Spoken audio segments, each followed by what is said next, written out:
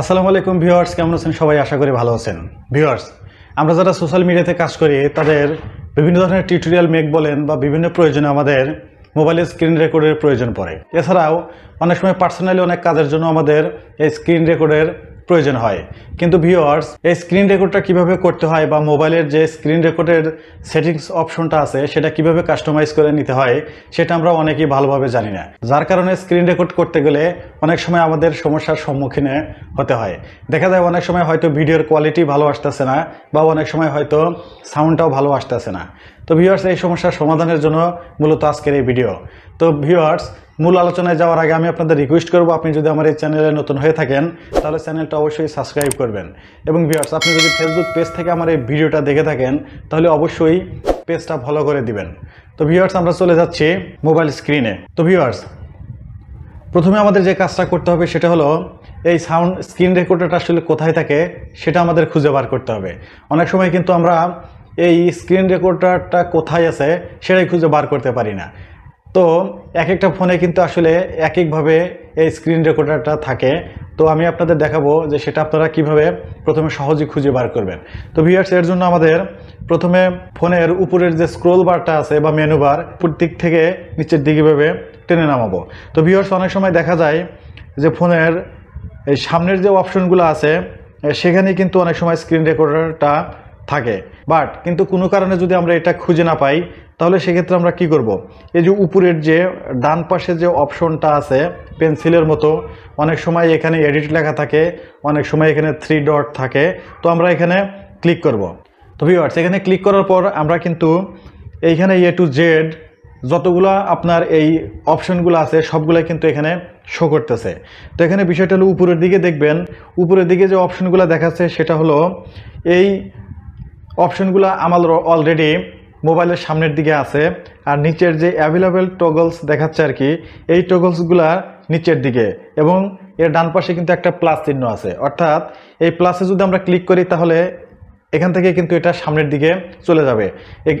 এগুলা কিন্তু পিছনের দিকে আছে বা হাইড হয়ে আছে। তো ভিউয়ার্স, এখান থেকে প্রথমে আমাদের দেখে নিতে হবে আসলে আমাদের স্ক্রিন রেকর্ডারটা কোথায় আছে।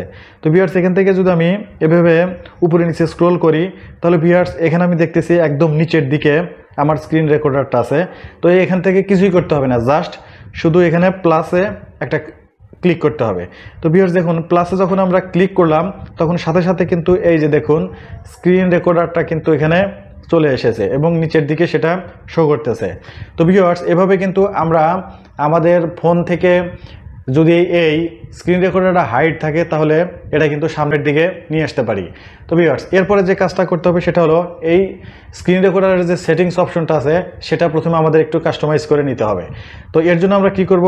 আমরা স্ক্রিন রেকর্ডারের উপর প্রেস করে ধরে থাকবো, চাপ দিয়ে ধরে থাকবো। ভিউয়ার্স, চাপ দিয়ে ধরে থাকার পর এখানে কিন্তু স্ক্রিন রেকর্ডের যে সেটিংসগুলো আছে সেটা কিন্তু আমাদের সামনে আসবে। তো ভিউয়ার্স, এর প্রথমে যে অপশনটা আছে সেটা হলো রেজুলেশন। অর্থাৎ আমরা ভিডিওটা করার সময় সেটা রেজুলেশনটা কত রাখবো। যদি সেটা কম রাখি তাহলে সেটা কিন্তু ভিডিওটা অনেক সময় ফেটে যাওয়ার পসিবিলিটি থাকে, অর্থাৎ এটা ক্লিয়ার হবে না। তো এখানে আমরা ক্লিক করব, ক্লিক করে আমরা সর্বোচ্চ যেটা থাকে আমরা সেটাই দিয়ে রাখবো। তো এই ফোনটাতে ভিউয়ার্স দেখাচ্ছে 3টা অপশন।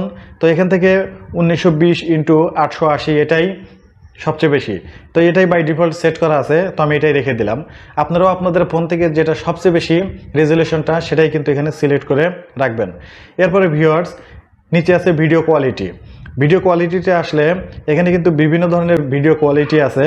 তো এখান থেকে যদি আপনি ভিডিও কোয়ালিটি কম করে রাখেন তাহলে কিন্তু এটা ফেটে যাবে, অস্পষ্ট হয়ে যাবে, ভিডিও কিন্তু ভালো হবে না।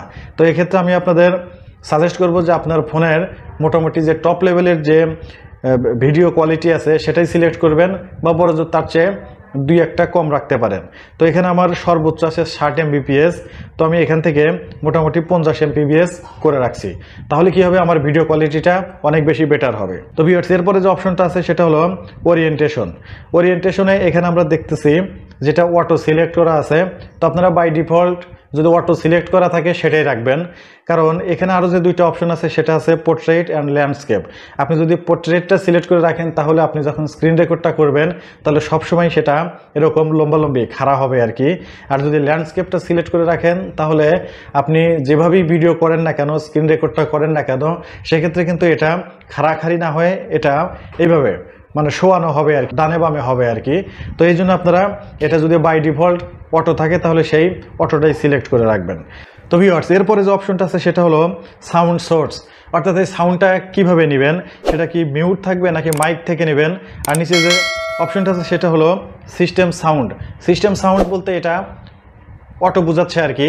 তো বাই ডিফল্ট এটা অটোই সিলেক্ট করা থাকে, আপনারাও কিন্তু এটা অটোই রাখবেন। তাহলে নতুন করে আপনি যদি কোনো মাইক্রোফোন ইউজ করেন বা না করেন, সেটা যদি আপনি ব্লুটুথের, সেটা যদি আপনি হেডফোন দিয়ে রেকর্ড করেন বা যেভাবেই করেন না কেন, সেটা যদি আপনার সিস্টেম সাউন্ড সিলেক্ট করা থাকে তাহলে কিন্তু অটোমেটিকলি যখন আপনি যেটা ইউজ করবেন সেটাই হয়ে যাবে। এরপরে যে অপশনটা আছে সেটা হলো ফিক্সড ফ্রেম রেট। এটা যদি আপনাদের অফ থাকে তাহলে কিন্তু সেটা আপনারা প্রথমে অন করে নেবেন। অন করে নেওয়ার পরে ভিউয়ার্স, এখানে তার নিচেই একটা অপশন পাবেন সেটা হলো ফ্রেম রেট, অর্থাৎ এই রেশিওটা আপনি কিভাবে রাখতে চাচ্ছেন। এটা কিন্তু বিভিন্ন রেশিওর হয়ে থাকে। তো এখানে ভিউয়ার্স দেখবেন 15 FPS আছে, 24 FPS, 30 FPS। তো আপনার ফোনের কনফিগারেশন অনুযায়ী এটা কিন্তু আপ ডাউন করে, তবে সাধারণত এই তিনটে অপশন সবগুলো ফোনেই মোটামুটি থাকে।